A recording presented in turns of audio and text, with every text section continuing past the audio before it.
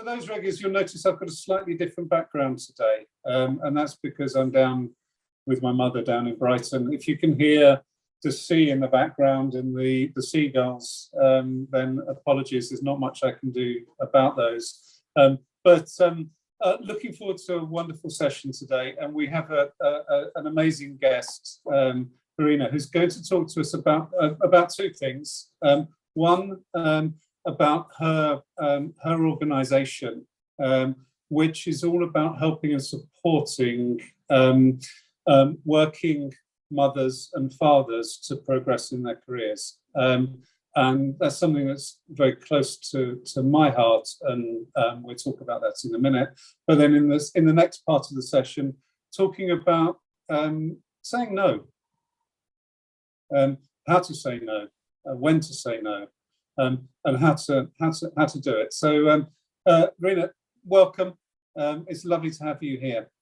Just before we got going, I told Verena my story, that 20 years ago, or 25 years ago, I was in a job that was taking me all over the world. I'd be in Tokyo one day, in New York the following week, in Europe the week after, having what many people thought was an amazing time, and there were some good times. But also there were some times, more often than not, when I felt that I wasn't being the type of father or the type of husband I wanted to be. I wanted to address that, because the two most important things to me were being a husband and a father, and being the type of husband and father that I wanted to be. At the same time, Tina was looking to return to her career after a short career break, but she wanted to do it on her terms. She didn't want a career like mine back. We couldn't find a solution, but we knew the solution was somewhere in the middle. Came to the realization that the only way that we were going to get what we wanted was if we created it ourselves. And that was when 20 years ago E2W was born. Verena, you have a very similar story, which probably was the start of your organisation. Do you want to share that with us and to get us started? Yeah, I think it's so interesting. 20 years apart, and yet a very mirroring story. And for me, it was similar in that I was always very career oriented. In fact, people were surprised when they saw me with a big bump, because they assumed I would be too passionate about my career to ever have a baby, which was an interesting surprise to me. But I realized that suddenly people started talking to me about quite different things. Well, previously they might have been interested in my contributions to a project, or my view on the next steps for the strategy. Suddenly the things that people wanted to talk to me about was my bump or my nursery color scheme. And I was a bit unsettled by that, to be honest, on my first maternity leave.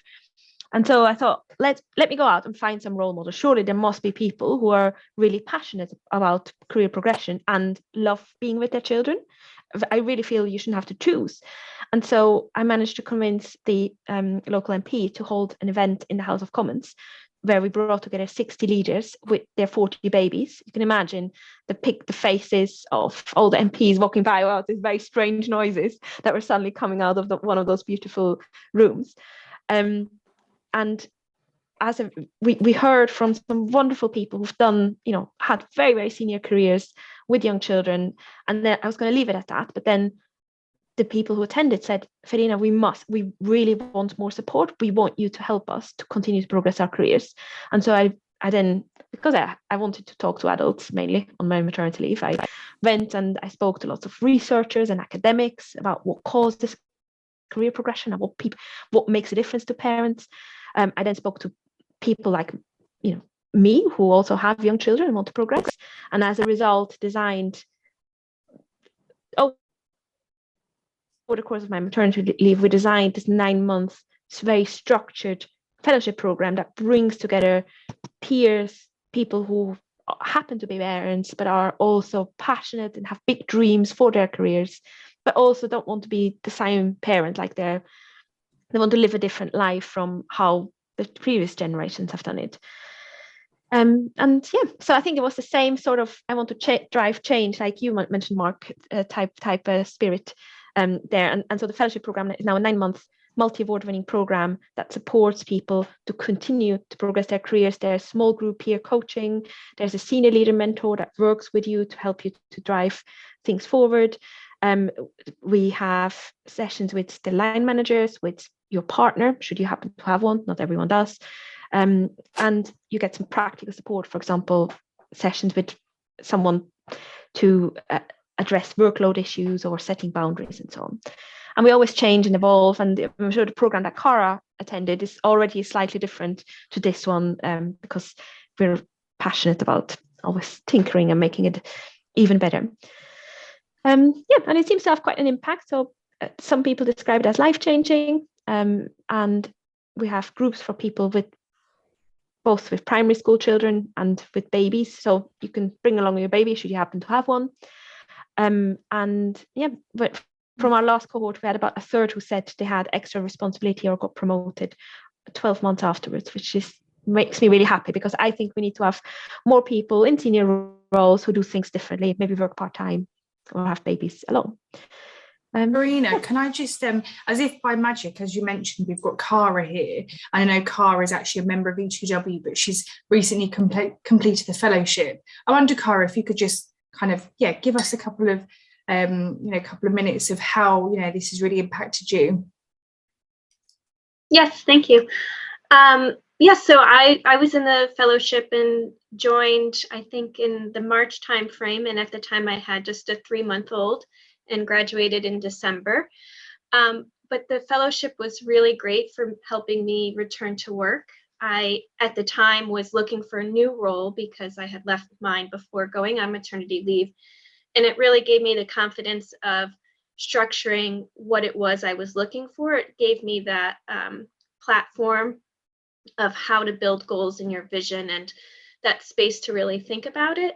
And then, like Verena said, there's different types of sessions. So, the different speakers brought out, just built my confidence in things like how to say no, or building boundaries, or not being apologetic for having a young child. And I was paired with a mentor who was really great in helping me when I was in my job search, helping me prepare for interviews and really deciding what it was I was looking for and working with me. And then my husband actually completed the fellowship, the cohort before mine.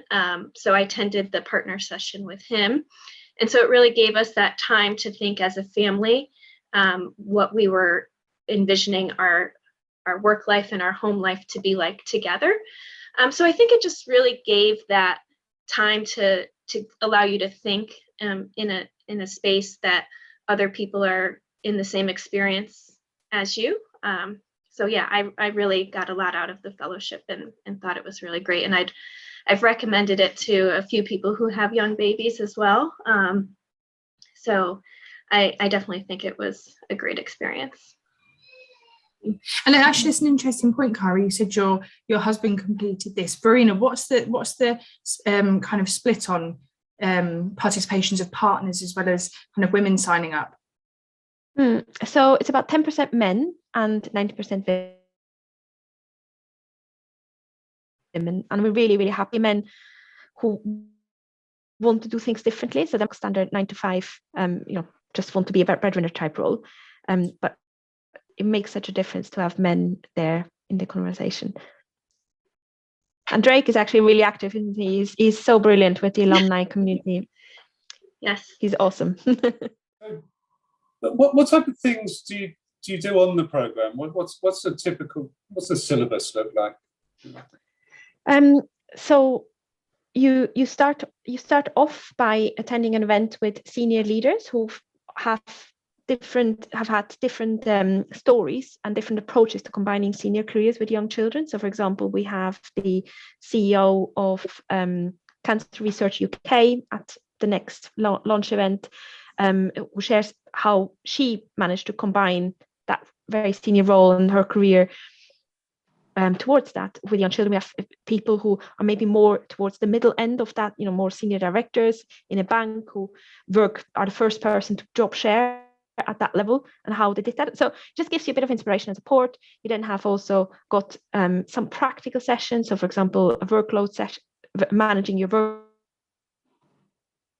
workload session with a productivity expert to get raving reviews.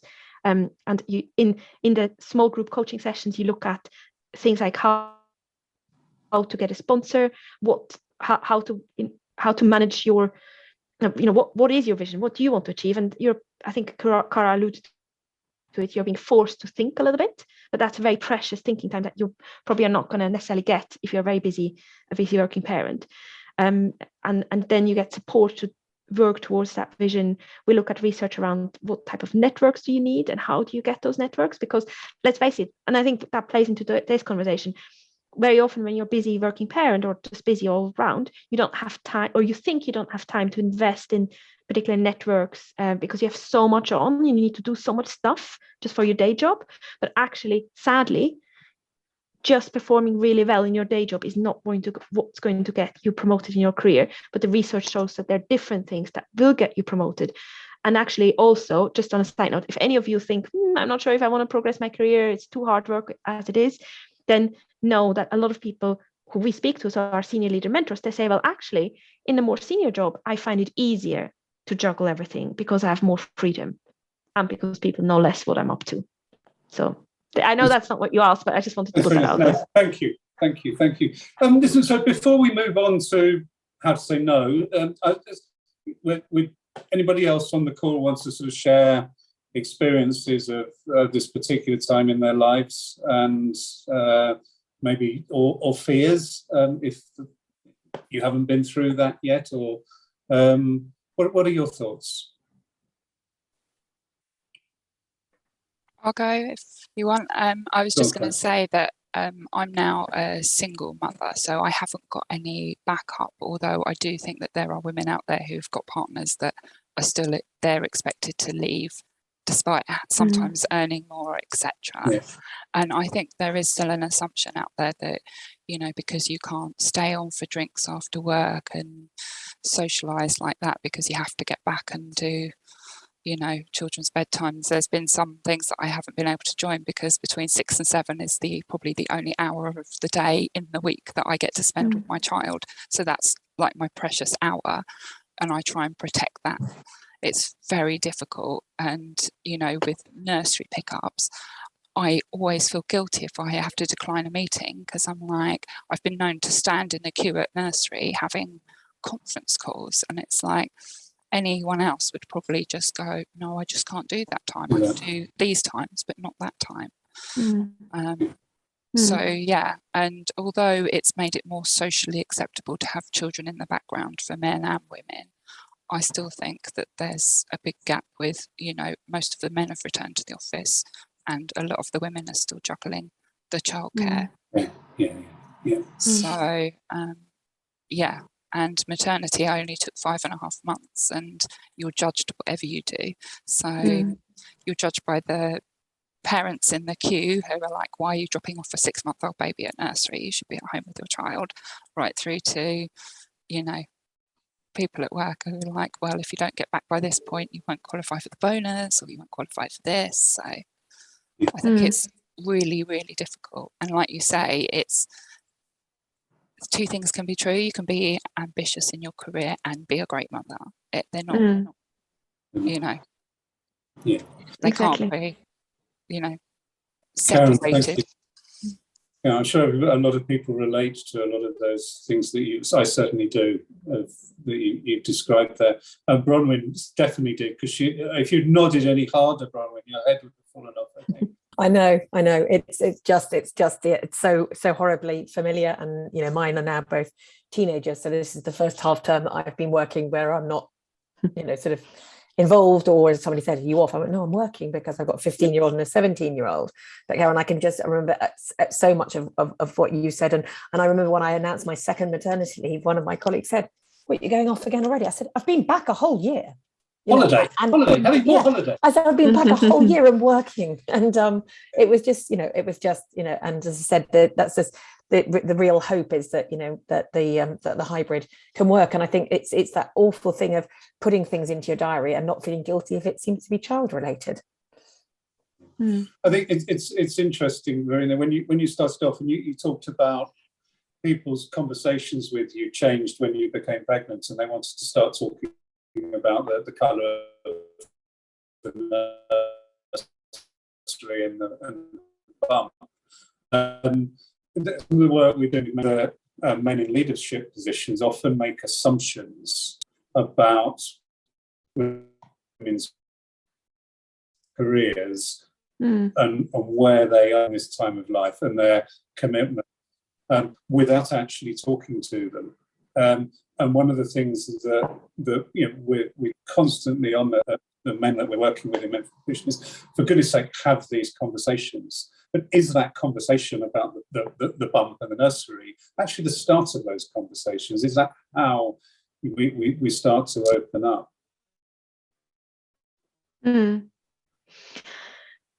I think that everything of what you said, because it was just freezing a little bit there, but I think you make you're alluding to a really important point, which is the commitment expectation. And sadly, the research is supporting what you're saying. So Fawcett Society has done a survey and found that 40% of people expect a woman with children to be less committed than another woman. Yep. Interestingly, men with children who have, standard 9-to-5 type, basically who pretend they don't have children, they tend to get, statistically, they're more likely to earn more because they're seen as more, they're going to stay in their jobs, they have a job to do, so they're reliable, we can give them that promotion.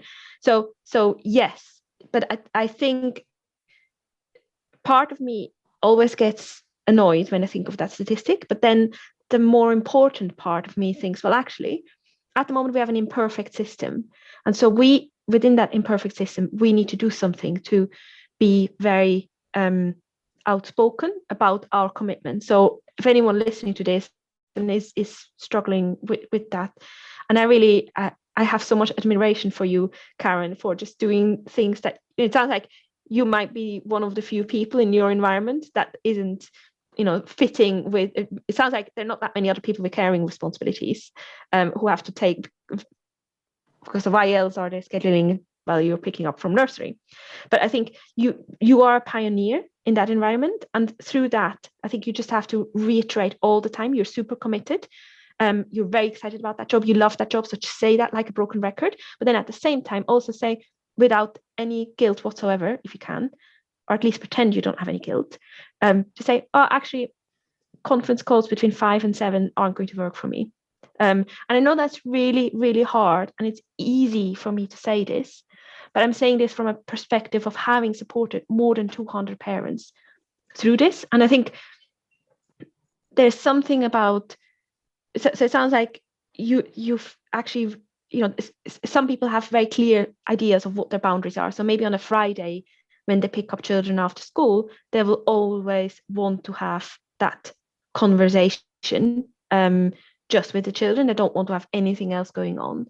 And I think the first step of any boundaries will be thinking about what is that boundary for you, because only you can then protect that and communicate it. So I think, sorry, Mark, that is not at all what you asked me, but those are some thoughts that came to my mind. I think it's a much better answer to a question and helping Karen and answering my question. But brilliant, thank you. Which does come on and does bring us on to how to say no. How does Karen say no to those conference calls? How do we say no so it doesn't affect our careers? Yeah, so I think so first of all, just I would say to everyone listening to really, so you probably are listening to this because you are working in an environment that is imperfect. And so I would think the fact that you're working in an environment that is imperfect for your caring responsibilities or your other responsibilities, that's an awesome thing. And you should just congratulate yourself, and you should remind yourself that doing something that hopefully will make things easier for people coming above you, after you, and just give yourself a pat on the shoulder, because it is hard. And the first thing is to identify those moments. So it might be that it is that Friday afternoon, and then be really clear. So I call it golden lines and red lines, but be really, really clear. What are your absolute non-negotiables. So one of our senior leader mentor, Jo Mosley, Cara, you might know her, I don't know. She was the HR director at the Salvation Army, which surprisingly is not a very friendly place for parents at all. And she said that once they had a moment where both her and her husband were out of the country at the same time, and her child had to go to A&E with quite a serious injury, and none of them were able to support the child. And that made them realize that for her, the absolute red line was to be there, as one of them to be physically in the UK. Now that's a very extreme version of a red line. It could also be that you want to be there for the Christmas play, or like you described, kind of brilliant red line to have that 6 to 7. That's my time with my child, and nobody else should be. That is not going to ease into it.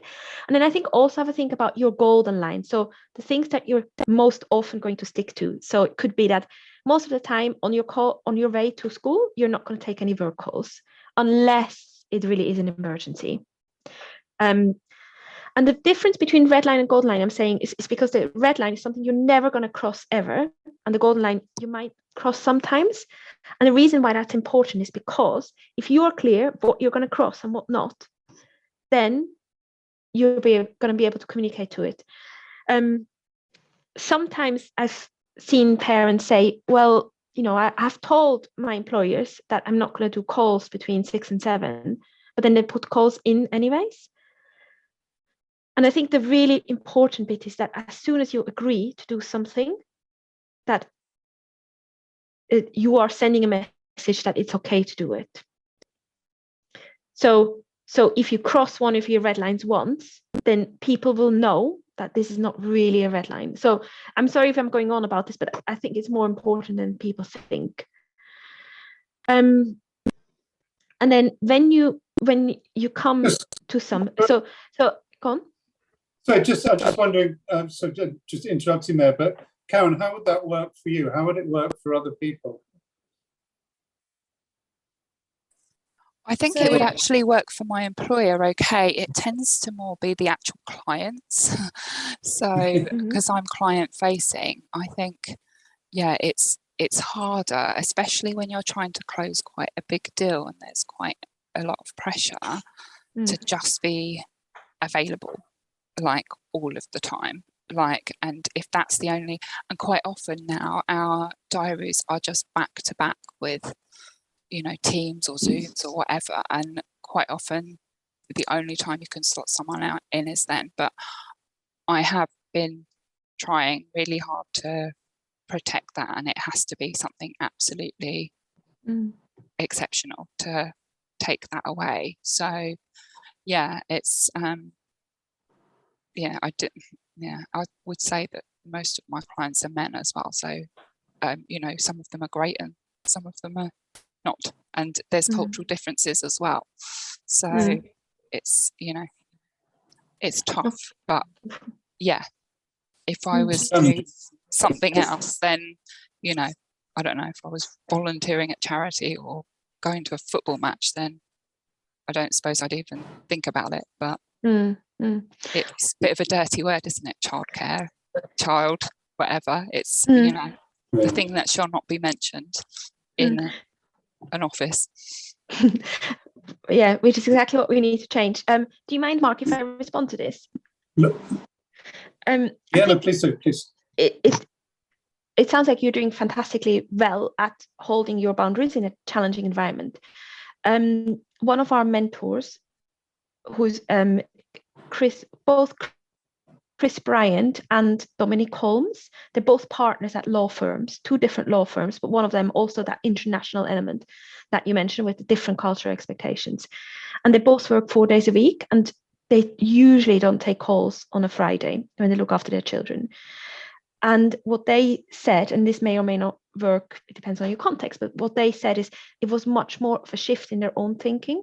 But then they actually went to their clients and they had a conversation with the clients and explained that on those days they weren't available. Now, there's slightly, obviously, as a man, you're more likely to be congratulated for doing that. Childcare, that's a whole different story. But having that proactive conversation, and they were, pressurized, very pressurized environment, having the proactive conversation with the client worked well, and they said they were very surprised with how those clients who didn't have children responded extremely well to that. And they have their teams, and you might not have a team, but their teams have their mobile phones, their personal mobile phones, so they will call them on their personal mobile phones if it is an emergency. And their very best clients have their personal mobile phones, but the work phone is off on that Friday. So I thought that was quite an interesting approach. And if you want to listen to them, actually, I've interviewed both of them for the Big Careers Small Children podcast. So I think Dominic Holmes and Chris Bryant, they go through in detail about what they talk to their clients about. Thank you, Laura. You were coming on and off mute there. It looks like you. Yeah, no, we've probably kind of moved away from the topic a little bit, but I suppose for me, I think it's about, there are boundaries and creating that conversation. And sometimes I feel like we're in an environment, if we're announcing our pregnancy, or we've got a greater dependency on our childcare needs because maybe we are a single parent, or we don't have as great a support network as other family setups.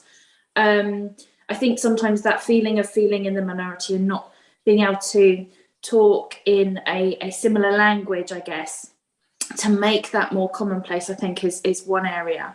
The other thing for me, I think I've found in my experience, sort of as my career has ebbed and flowed, I've got 2 children.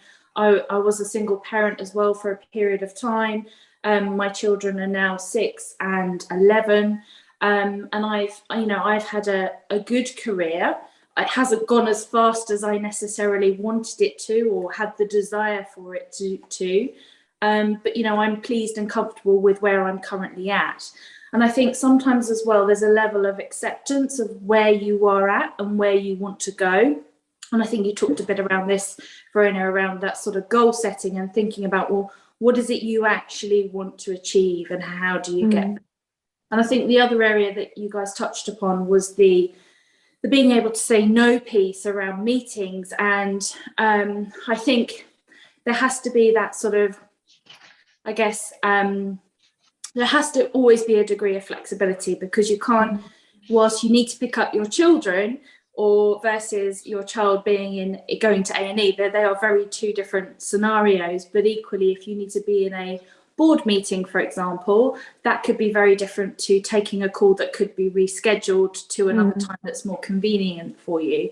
So being able to have that flexibility and I guess openness to say, actually, does this work? Does it not work? Can we move it to another time?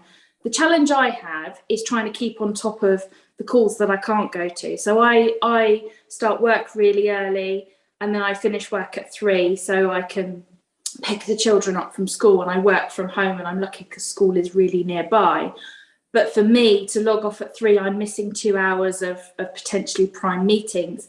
I go in the next day, things have moved forwards, and then I'm always chasing my tail. So that's a real challenge for me in saying no, but then you're having to still try and find ways of trying to keep that still going. So there's just some thoughts there.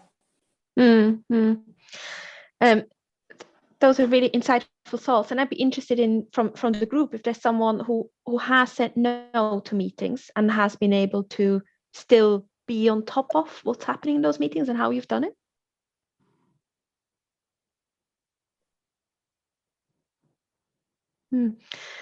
I think one thing I've seen works well is if you, and obviously this depends on your context, but if you agree with an individual within that group to briefly feedback. So it's almost like an ally or job share, and that works particularly well if you have someone who also has extra responsibilities, so you can share which meetings you attend and which ones you don't, and so you have that one line feedback.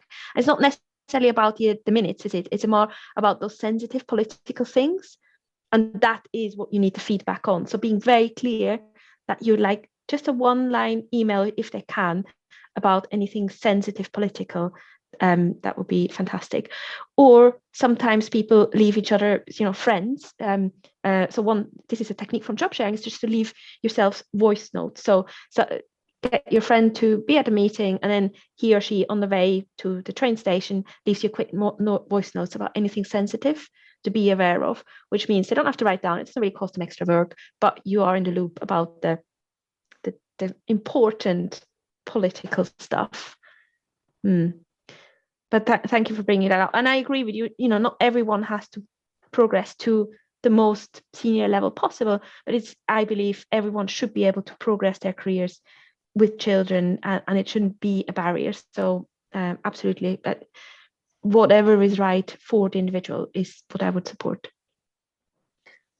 Bronwyn and Tony and Jennifer, you've been quiet so far. Does this resound with you? Have you got examples or thoughts, challenges that you want to share? Yes, for me, yes. I guess having worked in investment banking, so I left my career in 2019 for that reason, where I guess I wouldn't say I was that senior, but senior enough that I guess I just found that the progression had flatlined. So I've been on 2 maternity leaves. And I guess, I probably was a person that people below me who had reported into me had pretty much either leapfrogged me. And it's just that feeling of, okay, it just makes you feel, I wouldn't say small, but a little bit of a lesser person in your position. And I guess the other thing with working like Laura, I was working, I think 8:30 till about 4:30, so I could make a 2-hour train ride to get home for nursery, and I found that really hard. So in the end, it just wasn't working out. And at the same time, my husband, because I'd had time out, had pretty much had become very senior. So in the end, I decided that maybe just take some time out, have a career break, and think about it. And I did kind of go back last year looking for work in the similar organizations, but I just felt that when you kind of say I'm looking for work-life balance, your skill set just pretty much drops down the ladder essentially, because you're not as, I wouldn't say committed, but you're just not as available. So for that reason, I'm like, well, I'm kind of at the point where I'm at a crossroad and trying to decide where I want to go, whether I do something for myself or take that time to kind of assess whether I want to go back to the corporate world. Thank you for being so honest and open. That's really, really helpful, and a huge respect to you for that. I think it sadly, we talked about the commitment challenges, but actually, I want to reassure you that there's very strong evidence that you working normal hours, if you are, and you may not have been, but not all the time, not being 24/7 available, actually there's very, very, very strong evidence, researched evidence, that your output and your productivity statistically is higher than someone who works crazy hours. So I really think my view, and I'm sorry if I'm just sharing my view here, in the program we all do coaching and get you to discuss, but here I'll just share my view. My view here is I think you can have that in a very corporate, old-fashioned work environment, and you just maybe need a bit of support. But I really think there are examples of people who've progressed to senior roles with not working crazy hours. I'm just, one of our fellows, Louise Walton, she works at HSBC, and she's been promoted to Director of Communications for their global, I can't remember what, but anyways, very senior role. And in the first year, it was extremely challenging for her, and she tried to prove herself again by working very long hours. And I think that proving yourself again is a trap, because the research shows that it's about how you present yourself, how you sell your achievements. And sometimes what we think in our own heads is sometimes a bigger barrier than it is. I don't mean to your experience, I'm sure, is true, that, and we know that there are expectations on commitment, but also I would say just do it. And I'm happy if you want me to, Mark. I can go through some really practical ways of how to say no and when to say it. Because because I think you just need to do it, and it will become more of a habit. And the problem is, at the beginning, when you're setting those boundaries and sticking to them, it's super, super hard. And especially, you're going to feel so awkward about it, and you'll feel like everybody thinks you're completely uncommitted. There's a brilliant book, if you're interested, by Susan Davidson about influence, and she's done plenty of research that all shows that how the impact of your work is perceived. People think a lot less about it than you do. So you saying no is probably perceived less badly by other people than you think. But also, she's researched that we as humans are extremely likely to say yes. So she's given plenty of examples. When you ask someone on the street, can you give me £10? I need a bus fare, or that's not a train fare, probably more likely. People are much more likely to say yes than the average human, you and I, expect. And that means that we are all primed to say yes a lot. So we really have to train ourselves to say no. It's not an easy thing, but you can learn it. It's practice. So my first thing is you just have to practice, and you have to say at least 3 times no in an awkward setting, and maybe say no to that client and just see what happens. Obviously, within reason, I'm not, make your own judgment, but just practice, because only then is it going to start feeling normal, and you'll notice that actually nobody's going to hate you for it. And if you say no, and I think that's where the other piece of advice comes in, say no, but also mention your commitment. So I'm extremely passionate about this work. I would like to look at it tomorrow at 10 o'clock, and I will get back to you at 11. Because right now, I want you to have my full attention. And right now, I'm busy with other things. You can, I'm a big fan of mentioning childcare. I think we need to change the word. But you know what? There are lots of people who have stuff. You're busy people. You're very senior. I'm sure many of you are senior or have significant jobs, and therefore you have other commitments. You can't just jump at everything. That's my view. And when you say no, keep it brief. We always are very, very tempted to give lengthy explanations. I'm the same, and especially if you are more, if you have an inclination to have more of a horizontal preference. But if you just keep it to one reason, that's enough. And it doesn't, interestingly, again, this is Susan Davidson's research. If she found that you don't need to give more reason. One reason is enough for people to believe it's a valid thing, and the reason doesn't even have to be good. So just by you saying, oh well, I can do this tomorrow, or I can join this meeting next month, but this month I have other commitments. That's an absolutely fine thing to do. And so 2 things to make it easier for you to feel more comfortable. If you do flattery, that helps. Again, evidence-based. Flattery makes people more likely to like you, even if they spot it is flattery, surprisingly. So if you say, this project is so important, I really like to help, as I said, but at the moment, I don't have the bandwidth. And also if you give them choice, if you say no, but you give them choice and say, sounds like a super important piece of work.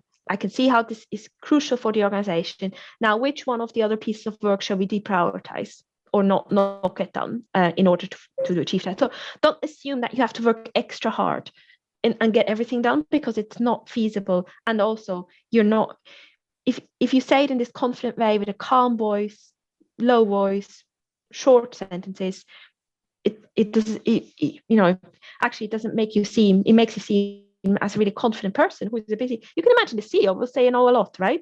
So I think you can practice that. So speak slowly and calmly is also a practical one. I'm just looking at my notes here so I don't forget. So I think those are some things you can try. And then there also just be aware of that there's some of the traps. So there's one trap that is that people don't know your boundaries, and they don't think badly. They can't even remember that you have children, and if they can't even remember that children need picking up from nursery, that is totally, and they think to you it's just a 5-minute call, but actually to you it's then a 20 minutes thinking about it in your head. So I think if you are at the moment in a place of where you're doing stuff all the time for other people and you never say no, it's worth thinking about your boundaries first, and then going to the key people in your life, could be your manager, could be your team, could be your clients, and saying, look, I've made an informed choice. I want to have more, you can say, I want to have more deep thinking time, or I want to make sure that I'm working in a more compartmentalized ways, because I've heard that creates excellence. And I would like to trial for a month to stick to these boundaries, and then you list the 1 or 2 boundary. Or you could say, because I'm passionate about spending time with my child, which is an absolutely valuable thing to do as well. And so just tell them that you have that boundary and you want to experiment, and then you crucially you ask for their help. People love being asked for help. Generally, people really, really love that. And even if you have this, no offense, Mark, older, white, grey-haired male who has, I'm sure it sounds like you've been very involved in children, but let's say someone who fits the stereotype, who hasn't been involved with their children, who doesn't know what it's like. But if you ask for their help, they will be flattered, and they will, you can ask for the help in reminding you if you don't stick to that. So can you, if I end up taking a call just because I'm sticking to my own habits, can you just tell me off, because I will need that. I know I will change it. I think that's a really good way of bringing people in, so you're not on your own. And I'm sure you'll hear from the stories with Chris, Bryant, and Dominic Holmes that I've mentioned, those law firm partners. They've done that, and they've got a lot of really good feedback from clients. Clients love to be helped, and they love the human element as well. Humans like dealing with humans, so it's not a bad thing. And then the other trap is just office housekeeping. So women are much more likely to be involved with office housekeeping. So I mean, arranging team days, sorting out the water cooler that's broken. And I would recommend to you, if any of you are in that trap, try not to do that, because it will keep you from doing other important work. You are also saying no because you want to say yes to networking, not to say in the evening. Maybe you want to set up a Monday lunchtime, like this Monday lunchtime informal call about an event you went to or something like that. Make your own networking. You don't have to join in, but prioritize that time for networking. Don't say no to all those things, but just make them work for you. I keep talking. I've got lots of other stuff to share, but I know the point is not me to talk, so I will shut up. Sorry, Mark and Katie. I think those are amazing tips. One of the things that again actually resonates with some of the work we're doing with Men for Inclusion is talking about this sort of office, let's call it the office housework, the admin tasks, and there is a tendency for when those things come up at a meeting for everybody to be looking around at each other, and then suddenly it's the women in the room that put their hands up and volunteer for it. And what we're telling the male leaders that we're working for is that's going to happen. Yeah. So don't ask for volunteers for those types of work. Make sure they're spread out amongst the whole team. So it's housework, admin type roles, and not just the women who are more than likely will volunteer. Because of interesting. So, does anyone else want to share? Bronwyn, you've been amazingly quiet today.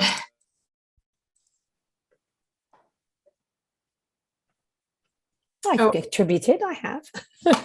No, I think as well. It's just the boundaries. The bit that attracted me, I think, part of the problem as well is, I think, as you were saying, it's the overcommitting and the overpromising and feeling that that you need to do everything better is half of it, and also feeling like you need to do everything on every front. And I actually had 2 things that were both in my diary. Both of them were actually meant to be fun social things, and thank God they both got cancelled. And the relief, which it meant I realized that it's not just on the work boundaries, that actually you just, it's making sure that you can only prioritize one thing at a time.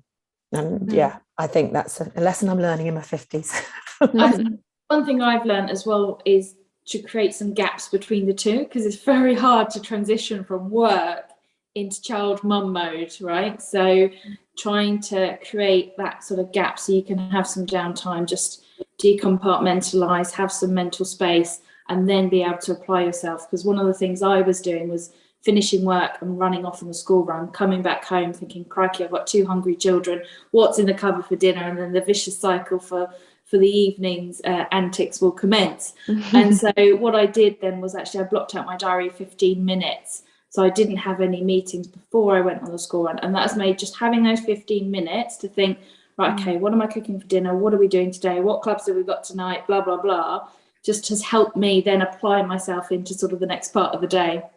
Like a recap piece in your diary, and it's just blocked out every day, and no one's going to book a meeting. Yeah, absolutely. Block out your diaries. That's the first step you must do. You know, I block out my diaries for my start time and my finish time. So if I start at 7:30, I'll allow my diary to be able to be booked out for meetings at that time. But you can't do anything after 3. Verena, there's Julie commented before she had to hop off, and it's actually a really interesting point. You know, some of the people in our community perhaps won't have children themselves, but they work with colleagues that do have children, men and women. You know, what are some of the tips that you can give them to help facilitate conversations and to help them you know, not feel awkward at blocking out their diary or you know, dashing off to pick up from school and nurseries? Yeah, I think the most important thing is to be explicit about the implicit expectation. So sometimes during the first lockdown, I had parents who started work at 4 or 3 in the morning because they assumed their manager wanted them to do it, which is obviously not what the lab manager wanted them to do in those instances. So for really thinking through, do I expect them to say yes to every meeting? Do I expect them to safeguard time for deep thinking / just getting work done? Is it okay if they leave half an hour early or come to work half an hour later? And just be very, very, very explicit about those expectations and have a conversation. I can't remember if you attended the line manager session, Cara, but you know, we made you discuss what are your assumptions. And I think that is extremely important to be explicit about it. And then just practically to think, so if you're not manager of parents yourself, then get the parents to think about office ways of working that work for parents. So for example, in one team, it might have been actually at HSBC, they always had the most important meetings between 8:30 and 9:30 every day. Not that easy. And once they agreed certain times in the day where they would have, so I think it was between 10 and 3, that team then had all the core, absolutely must, essential type meetings. It made life so much easier, and it was clear that there was no expectation to definitely be present for those meetings between 8:30 and 9:30. So I think that's a really important one as well. Some really, really, really interesting, great tips there. Thank you, Verena.